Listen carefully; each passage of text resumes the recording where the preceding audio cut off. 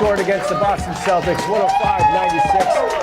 Happy Martin Luther King Jr. Day, and welcome to Raptors Tonight, live from Real Sports. I'm Randy Urban, joined by Jack Armstrong, Akil Augustine, and Paul Jones. How you guys doing today?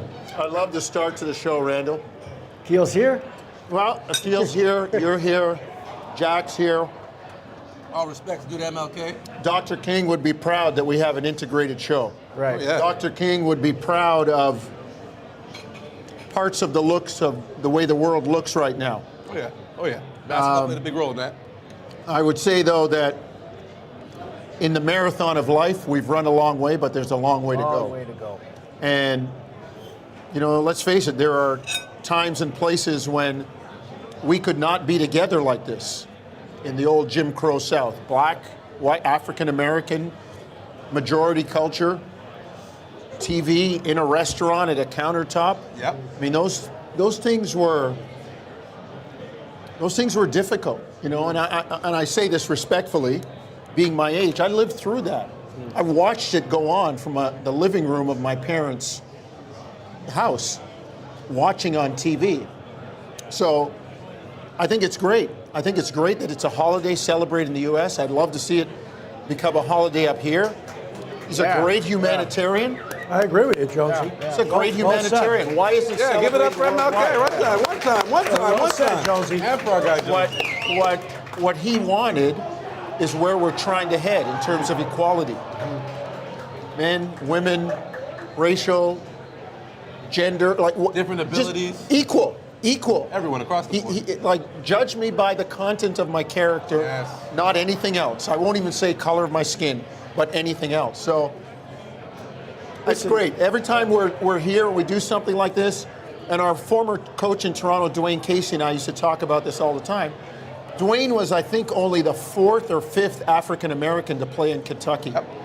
The SEC was the last conference to fully integrate in football and basketball. Right. So, like, we've come a long way. We have a long way to go, but we've come a long way. Well, education is paramount when you want progress, and I think with education there has to be awareness.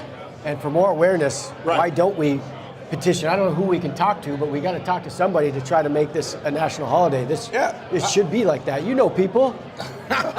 People. I co-sign. Jack's got a lot of sway over on this side of the border, but That's I true. co-sign absolutely. MLK Day should be recognized here in Canada too. He's we're kin, both the United States and Canada. We're kin in a lot of the things we do, and I think I'm down. You tell me where to sign, I'll sign, and I'll push it.